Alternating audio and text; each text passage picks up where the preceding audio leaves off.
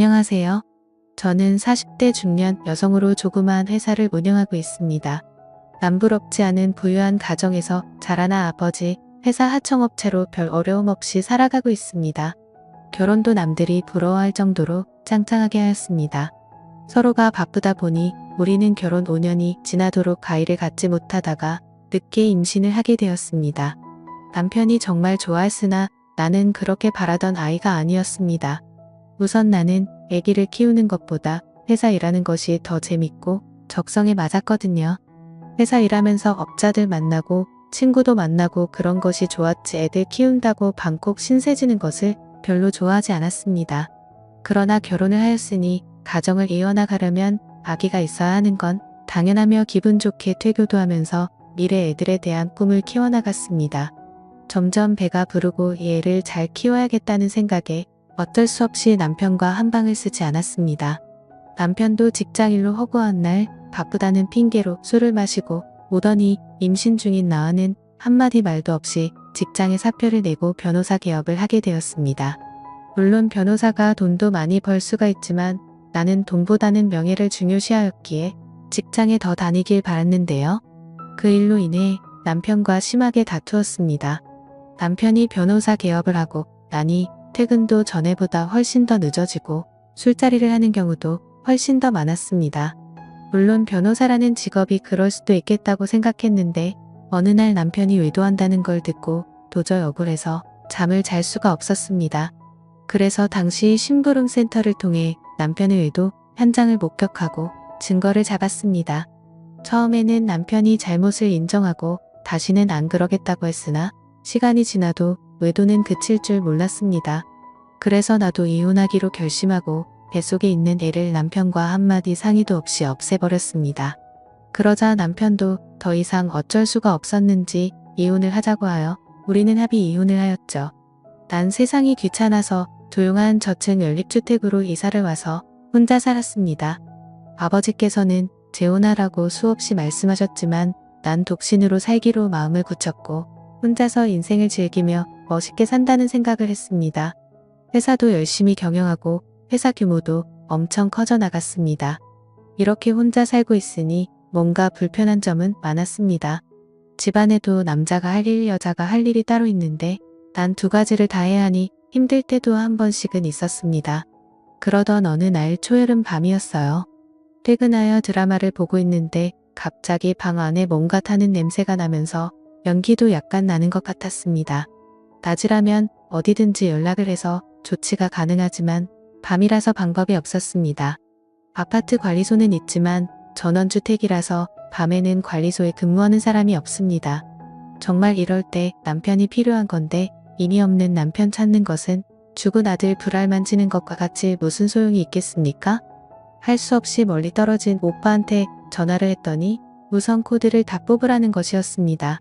그렇게 하고 깜깜한 방에 가만히 있으니 갑자기 무서워서 견딜 수가 없었습니다. 그래서 할 수 없이 옆집 아저씨의 도움을 받기로 했습니다. 옆집 아저씨는 출퇴근하면서 몇 번 지나치면서도 인사 정도는 하였는데 아직 어떤 사람인지 결혼은 했는지 부인은 어떤 사람인지 전혀 몰랐습니다. 그러나 내 처지가 워낙 급하다 보니 그런 체면이나 남을 생각하는 겨를이 없이 무작정 앞집 벨을 눌렀습니다. 그때가 밤 10시쯤 되었는데요. 띵동 누구세요? 앞집인데요. 잠깐만 기다리세요. 그래서 밖에서 기다리는데 그 시간이 그렇게도 긴 시간인지 정말 길게 느껴졌습니다. 이윽고 문을 열어주는데 나이는 저와 비슷한 또래의 남성으로 방금 샤워를 하고 나왔는지 머리는 감았다가 그냥 수건으로 닦은 정도였고 특유의 남자 화장품 냄새가 났습니다. 아마 제가 벨을 누르는 순간 샤워하고 나와서 머리를 닦고 화장품을 바르고 바로 나오느라 문을 늦게 연 것 같았습니다. 그 남자는 저를 보더니 아이고 죄송합니다. 샤워하느라고 하면서 머리를 말리는 모습이 참 순진하게 보였습니다. 그래서 자초지종을 설명했죠. 우리 집에 현재 전기 콘센트에 연기가 나고 냄새가 난다고 했죠. 그랬더니 그 남자는 알겠다면서 잠깐만 기다리면 가겠다길래 저는 집에 가지 않고 그 집에서 거실을 이리저리 보았습니다. 집안은 대체로 깔끔하였으며 집안에 장식이 전혀 없는 것으로 보아 여자가 없는 것 같이 보이기도 하였습니다.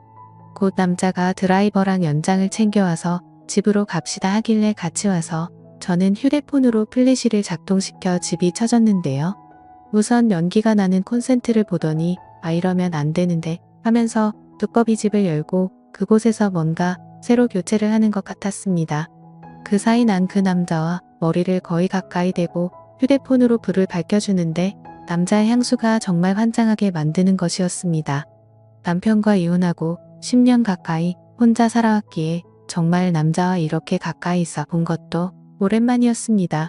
난 그렇게 좀 더 오랫동안 불을 부딪혀주고 싶었는데 그 남자는 금방 고쳤어요. 이제 다 되었습니다. 불을 켜보세요 하길래 전 불을 켜고 우선 아까 연기가 나던 곳으로 가보았는데 연기도 나지 않았고 아무런 냄새도 나지 않았습니다. 그래서 그 남자는 혹시 또 냄새가 나거나 연기가 나면 연락주세요 이렇게. 밤 늦었는데 어떻게 또 말씀드리나요? 오신 김에 커피도 한잔 하시면서 잠깐만 지켜봐 주시면 안 될까 했더니 네 그래 하면서 난 커피를 준비하는데 정말 기분이 묘했습니다. 남편과 이혼하고는 우리 집에 처음으로 남자가 왔다고 생각하니 이상한 생각마저 느껴졌습니다. 커피를 준비해 마시면서 그 남자가 하시는 말이 남편은 아직 퇴근 안 했어요? 부끄럽지만 이혼을 하고 지금 혼자 삽니다. 그래서 이번에는 내가 사모님은 어디 가셨어요? 안 보이시더라고요 하니까 빙긋이 웃으시면서 사실 우리도 이혼하고 조용한 곳에 와서 혼자 살아 하시면서 둘이 똑같네 하면서 중얼거렸습니다. 그래서 전기는 어떻게 잘 고치느냐고 여쭈어 보니 회사에서 전기 관련 담당자라는 것이었습니다. 이렇게 차 한잔 마시고 고맙다는 인사를 10번이라도 더 하고 보내드렸는데요. 현관에 나가시면서 혹시 전기가 아니더라도 집안에 고칠 것 있으면 말해주세요. 이웃 사촌이 다 좋은 거잖아요 하더라고요. 정말 좋은 분 같았습니다. 그날 이후 회사에 가도 집안에 와도 그 아저씨 생각이 자주 나더라고요.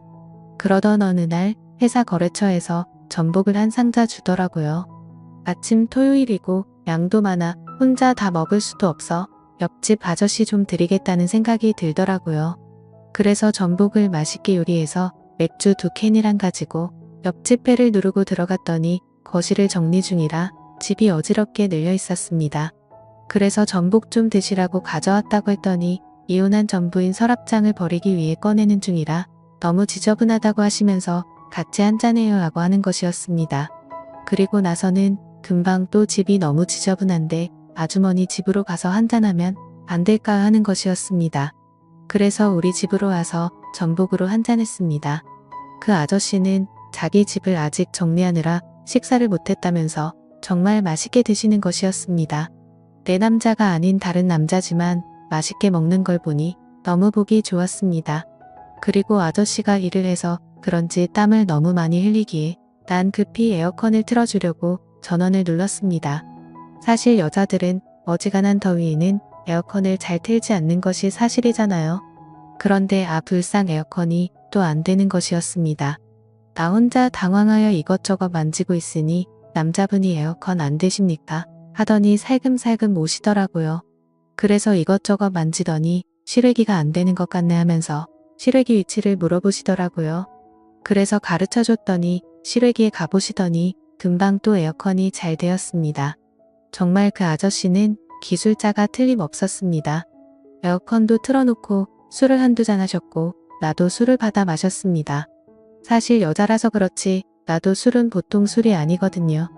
맥주 2캔을 다 마시고 왠지 부족한 것 같아 거래처에서 선물로 받은 고급 양주를 꺼내니까 아저씨가 에이 따지 마세요 하면서도 은근히 기분 좋은 눈치를 지으면서 우리들은 술을 제법 마셨습니다.